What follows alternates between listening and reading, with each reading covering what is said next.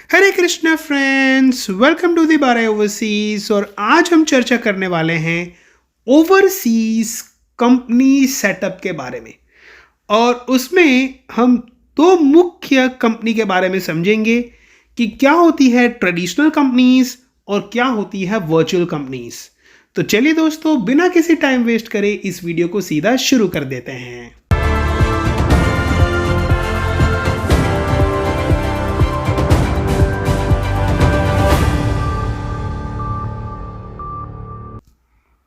अब सबसे पहले तो दोस्तों ये समझते हैं कि क्यों एज एन इंडियन एक्सपोर्टर्स हमको विदेशी कंपनी क्यों चाहिए, मतलब हमारा विदेश का सेटअप क्यों होना चाहिए, ये पहले समझते हैं।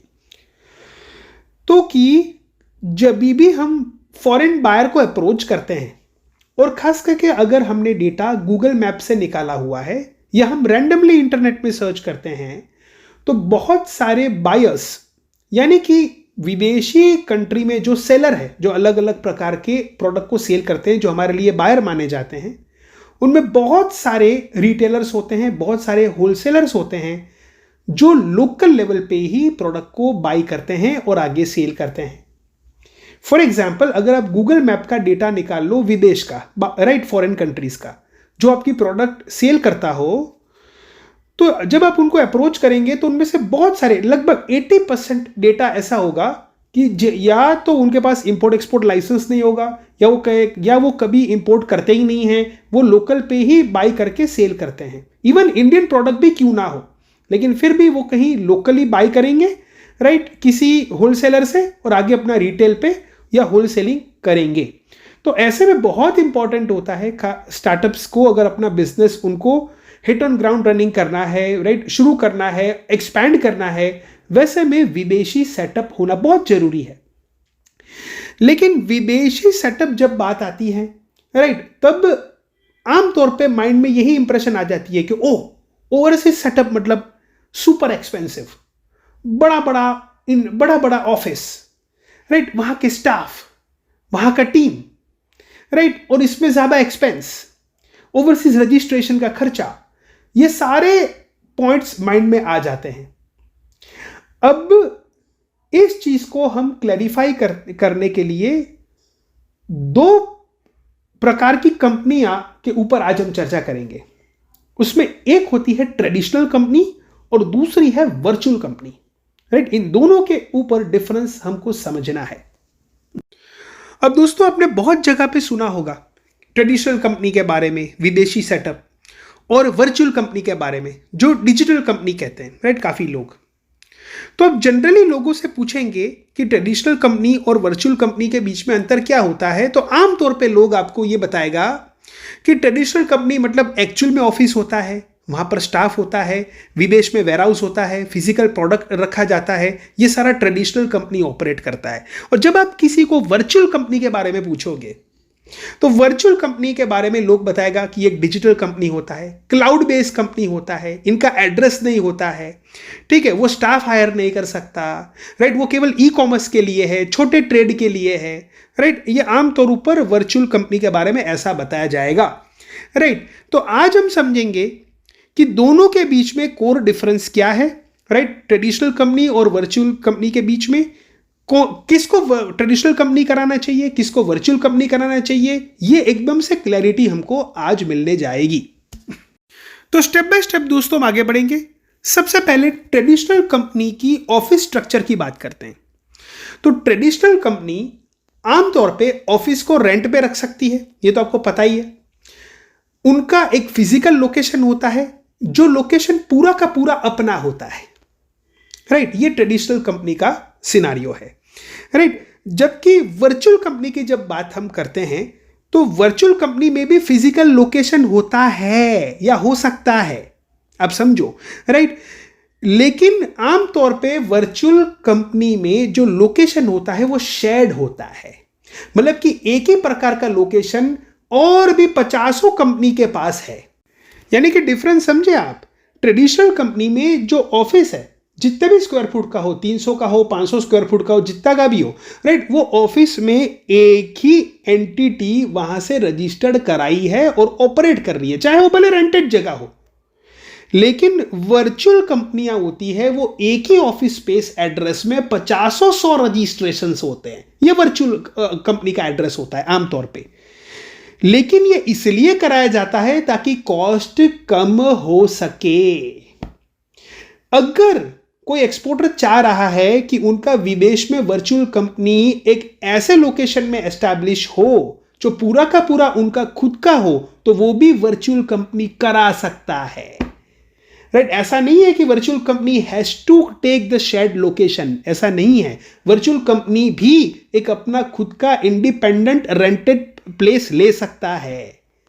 राइट, ये समझो, यानी कि ऑफिस के मामले में इतना बड़ा डिफरेंस नहीं है। ट्रेडिशनल कंपनी जो बहुत महंगी होती है, राइट, और वर्चुअल कंपनी जो उससे 15 टाइम्स सस्ती होती है, राइट, 15 टाइम्स सस्ता कॉस्टिंग होता है, राइट, वर्चुअल कंपनी का। उन दोनों के ऑफिस स्ट्रक्चर में सिमिलैरिटीज ऑलमोस्ट प्राप्त है इस जमाने में, समझ लो पहले। दूसरा कोई आपको बताएगा कि ट्रेडिशनल कंपनी अपना खुद का वेयरहाउस रख सकता है, बाई कर सकता है, या रेंटेड रख सकता है, या गवर्नमेंट वेयरहाउस पे रख सकता है, या प्राइवेट वेयरहाउस भाड़े पे रख सकता है, या पर्टिकुलर स्पेस ले सकता है। यह बात बिल्कुल सही है, राइट। लेकिन वर्चुअल कंपनी के पास भी, राइट, ये क्षमता है कि वो भी जो ट्रेडिशनल कंपनी वेयरहाउसेस रख सकती है फिजिकल, उसी तरीके से रेंटेड, राइट, एड्रेस पे उनका एक स्पेसिफिक वेयरहाउस हो सकता है, या कोई मल्टीपल वेयरहाउस ऐसा फैसिलिटेशन हो। जैसे फॉर एग्जांपल अमेज़न का फुलफिलमेंट बाय सेंटर है, ठीक है, मल्टीपल लोग वहां पर पार्क करते हैं, वहां पर भी वर्चुअल कंपनी अपना प्रोडक्ट को पार्क करा सकती है। यानी कि अगर वेयरहाउसिंग की बात करें तो वेयरहाउसिंग में भी लगभग जो ट्रेडिशनल कंपनी की क्षमता है उसी तरीके से वर्चुअल कंपनी भी काम कर सकता है। लेकिन वर्चुअल कंपनी आमतौर पे 15 टाइम्स सस्ता होता है ट्रेडिशनल कंपनी से। आप समझो, 15 टाइम्स सस्ता में office structure, right, almost similar, और वेयरहाउसिंग का भी ऑलमोस्ट सिमिलर मामला है। आप समझो। अब तीसरे पॉइंट के ऊपर चर्चा करते हैं। तीसरा पॉइंट आता है स्टाफ के बारे में। बहुत सारे लोग बताते हैं कि ट्रेडिशनल कंपनी विदेशी स्टाफ को हायर कर सकता है और वर्चुअल कंपनी के पास यह फैसिलिटेशन नहीं। यह गलत है। वर्चुअल कंपनी भी विदेशी स्टाफ को हायर कर सकता है, सैलरी इश्यू कर सकता है, ठीक है। यानी कि हायरिंग ऑफ स्टाफ की बात करें तो यह लगभग बराबर काम करती है दोनों, ट्रेडिशनल कंपनी या तो वर्चुअल कंपनी। लेकिन याद रहे, वर्चुअल कंपनी 15 टाइम्स ज्यादा सस्ती होती है आमतौर पे ट्रेडिशनल कंपनी से। तो आपने देखा दोस्तों कि जहां पर बात आती है ऑफिस एड्रेस की, राइट, वेयरहाउस के एड्रेस की या लोकेशन की, राइट, स्टाफ हायरिंग की, तो इनमें लगभग ट्रेडिशनल कंपनी और वर्चुअल कंपनी को बराबर अंतर मार्क्स मिलते हैं। अब आते हैं दोस्तों खास करके इंपोर्टिंग की बात, कि हमने विदेशी जो सेटअप किया, राइट, या ट्रेडिशनल किया या वर्चुअल कंपनी किया, तो वो इंपोर्ट करा सकता है सामान। जी बिल्कुल, ट्रेडिशनल कंपनी जैसे इंपोर्ट सामान करा सकता है, वैसे ही वर्चुअल कंपनी सामान को विदेश में इंपोर्ट करा सकता है और लोकल लेवल पे सामान को डिस्ट्रीब्यूट करा सकता है, सेल करा सकता है। तो इन मामले में भी दोनों सिमिलर है। अब फर्दर बात करते हैं दोस्तों ओवरसीज पार्टनर के बारे में। आमतौर पे ट्रेडिशनल कंपनी में एक विदेशी पार्टनर होता है, जबकि वर्चुअल कंपनी पूरी ओनरशिप इंडियन ओनर को मिलती है, राइट। अब यहां पर जो है सबसे बड़ा कैच है, देखिए ये अनुभव से आता है दोस्तों। ये कहीं आपको ऐसा थियोरिटिकल पॉइंट इंटरनेट में मिलेगा, लेकिन अब जो मैं आपको प्रैक्टिकल बात बता रहा हूं वो आपको इतना क्लैरिटी से कहीं मिलेगा नहीं, क्योंकि ये एक्सपीरियंस से आता है। अब आमतौर पे लोग कहेगा कि हम ओवरसीज सेटअप कर लेते हैं और हमारी पूरी ओनरशिप है जो फ्री ट्रेड जोन में भी होती है और वर्चुअल कंपनी में भी हो जाती है। तो ओवरसीज पार्टनर अगर हम ना रखें तो ये तो बहुत बड़ी बात हो गई, हमको फुल ओनरशिप मिल गई।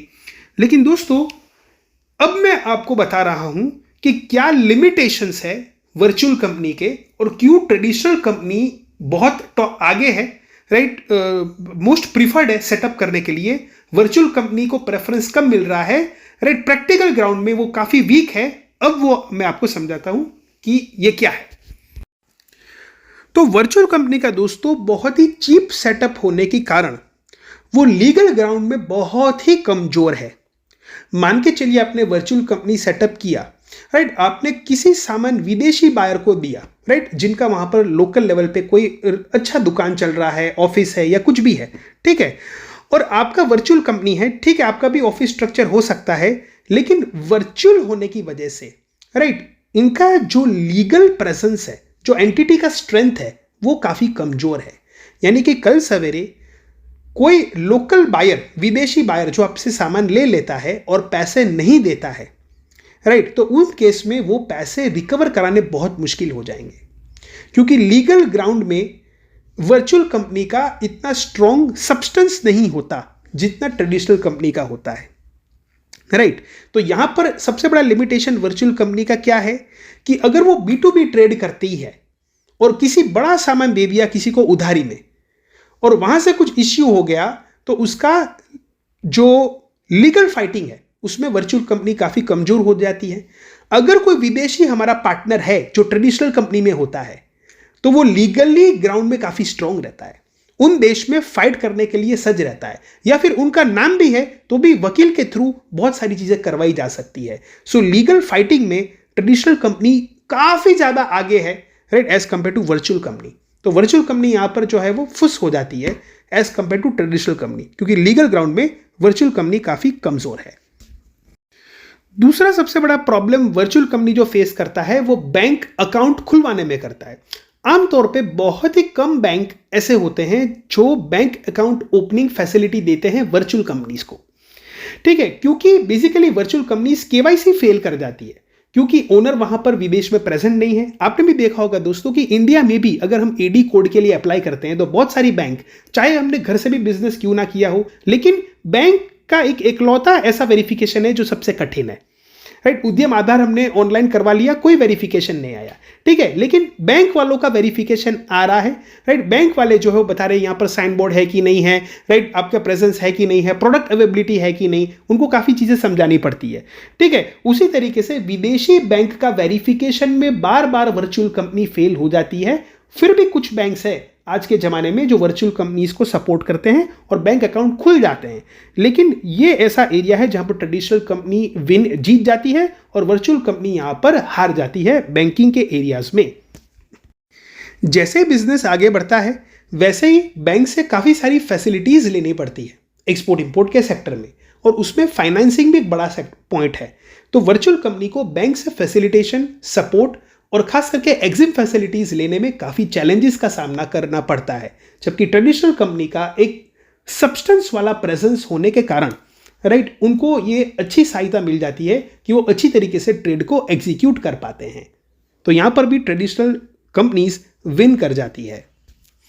तो वैसे तो दोस्तों काफी सारे पॉइंट्स हैं, लेकिन मैंने मोटे मोटे तौर पे आपको पॉइंट्स बताए जो एक बेसिक लेवल पे जानने के लिए आपको जरूरी है।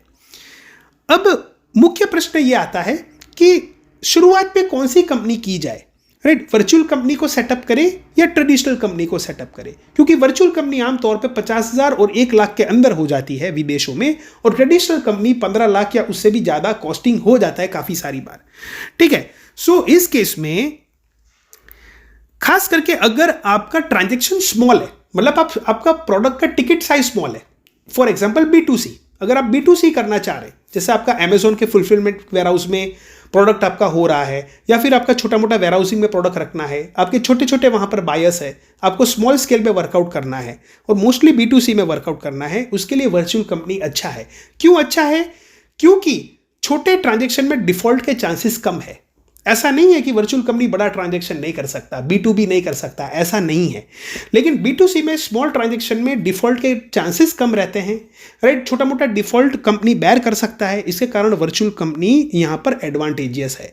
लेकिन खास करके जिनको बड़ा काम, मतलब बड़े टिकट साइज में काम करना है, राइट, जिसको हम B2B ट्रांजैक्शन कहते हैं, B2B, राइट, पूरा कंटेनर का कंटेनर, राइट, पूरा का पूरा लोकल लेवल पे सेल करना है, उनका लार्ज स्केल प्रोडक्शन है, या B2B करना चाह रहे विदेशों में, उनके लिए ट्रेडिशनल कंपनी बेस्ट है। क्यों? क्योंकि अगर आपने वर्चुअल कंपनी सेटअप किए हुए, राइट, अपने लोकल लेवल पे बड़ा सामान सप्लाई कर दिया, कल सवेरे लीगल डिस्प्यूट आएगा तो वर्चुअल कंपनी सीधा बहुत बैकफुट पे आ जाएगी। लेकिन ट्रेडिशनल कंपनी होगी जहां पर उनका ओवरसीज पार्टनर होगा तो लीगल ग्राउंड में वो काफी स्ट्रांगली ग्रो करेगी, प्लस उनको विदेशी इन्वेस्टर्स भी अट्रैक्ट कर पाएगी, राइट। विदेशी इन्वेस्टर है, बैंकिंग इंस्टीट्यूशन है, फाइनेंशियल इंस्टीट्यूशन है, ये सारे ट्रेडिशनल कंपनी के ऊपर ही भरोसा करते हैं, उनको बेहतर बैंकिंग सपोर्ट मिल जाती है। तो ये ट्रेडिशनल कंपनी का एक्चुअल फायदा है, राइट। तो ऐसा नहीं है कि वर्चुअल कंपनी जो है, राइट, वो बिल नहीं इश्यू कर सकती, राइट, या वर्चुअल कंपनी ये काम नहीं कर सकती। नहीं, वर्चुअल कंपनी लगभग सारे काम कर सकती है जो ट्रेडिशनल कंपनी कर सकती है। वो उसी तरीके के विदेशी इनवॉइस बना सकती है जैसे ट्रेडिशनल कंपनी बना सकती है, उसी तरीके से टैक्स फाइलिंग करेगी जैसी तरीके से ट्रेडिशनल कंपनी फाइलिंग करती है। टैक्स स्ट्रक्चर लगभग सारी चीज़ें सेम है। हाँ, कुछ चीज़ें ऐसी है कि सर्टन स्कीम्स की वजह से सर्टन कंट्रीज में आपको ट्रेडिशनल कंपनी में और आपको कंसेशन मिल जाता है, टैक्सेशन, वो बात अलग है। लेकिन इन जनरल मोटे मोटे तौर पे जो कंपनी को डेली ऑपरेशंस पे के चलाने के लिए जो कार्य काज होना चाहिए वो दोनों में लगभग सेम है, राइट। लेकिन in terms of scalability, legality, right, खास करके banking support, overall B2B infrastructure traditional company का बहुत स्ट्रांग है एज कंपेयर टू वर्चुअल। सो अगर आपका सोच है B2C ट्रांजेक्शन को लेके तो डेफिनेटली वर्चुअल कंपनी आप ऑप्ट इन कर सकते हैं, बेस्ट है। लेकिन अगर आपका सोच पूरा B2B ही है then definitely you can think about traditional company. आप ऐसा भी कर सकते हैं कि शुरुआत में वर्चुअल आप कर सकते हैं, राइट, फिर और शुरुआत में शेयर्ड एड्रेस पे आप शुरू कर सकते हैं क्योंकि शेयर्ड एड्रेस आपको सस्ता पड़ता है ऑफिस का, राइट। फिर धीरे धीरे आपका ओन एड्रेस पे आप जा सकते हैं वर्चुअल में, फिर आप उसको कन्वर्ट कर सकते हैं ट्रेडिशनल कंपनी में। तो जैसे जैसे बिजनेस बढ़ता है, जैसे मैंने यहाँ पर बात की कि आजकल के ज़माने में लोग सब्सटेंस की चर्चा करते हैं। तो पहले के ज़माने में क्या होता था कि सब्सटेंस का मतलब ऐसा होता था, सब्सटेंस मतलब आप यूं समझिए कि एक ऐसा स्तर कि जिससे विश्वास जीता जा सके, राइट। तो सब्सटेंस पहले ये होता था कि कंपनी का लीगल स्ट्रक्चर अगर स्ट्रांग है, राइट, अगर उसका इंफ्रास्ट्रक्चर स्ट्रांग है तो उस कंपनी का सब्सटेंस मजबूत है, उसके ऊपर भरोसा किया जा सके। लेकिन अभी के टाइम पे क्या है दोस्तों, चाहे वर्चुअल हो कि ट्रेडिशनल हो, लॉन्ग टर्म में आप भरोसा तब जीत पाएंगे जब आपके पास बिजनेस होगा। अगर वर्चुअल कंपनी भी लगातार जबरदस्त बिजनेस कर रही है, सेल्स उनका बहुत आगे बढ़ रहा है, तो वर्चुअल कंपनी भी भरोसा जीत पाएगी, राइट। लेकिन अगर ट्रेडिशनल कंपनी है, केवल नाम की कंपनी है, बिजनेस फुस है, कुछ नहीं है, तो ट्रेडिशनल कंपनी भी कोई काम की नहीं है। At the end of the day आपका बिजनेस, आपका टर्नओवर और आपका प्रॉफिटेबिलिटी मैटर करता है आपके ग्रोथ के लिए, राइट। तो धीरे धीरे शुरुआत में आप वर्चुअल में जा सकते हैं, उसको धीरे धीरे बड़ा कर सकते हैं और उसको आप ट्रेडिशनल में भी कन्वर्ट कर सकते हैं, या फिर अगर आपके प्लान्स डायरेक्टली B2B है तो शुरुआत में ट्रेडिशनल भी कर सकते हैं if your budget permits. So I hope कि आपने कोर डिफरेंस जाना होगा इस वीडियो के माध्यम से कि क्या कोर डिफरेंस है ट्रेडिशनल कंपनी में और वर्चुअल कंपनी में, और क्यों वर्चुअल कंपनी को लोग ई-कॉमर्स वाली कंपनी कहते हैं और क्यों ट्रेडिशनल कंपनी को B2B वाली कंपनी कहते हैं। आई थिंक ये प्रॉपर क्लैरिटी आज आपको मिल चुकी होगी। सो बस दोस्तों, आज के लिए इतना ही रखते हैं, मिलते हैं अगले वीडियो में। तब तक के लिए जय Shri Krishna, have a nice day, good bye.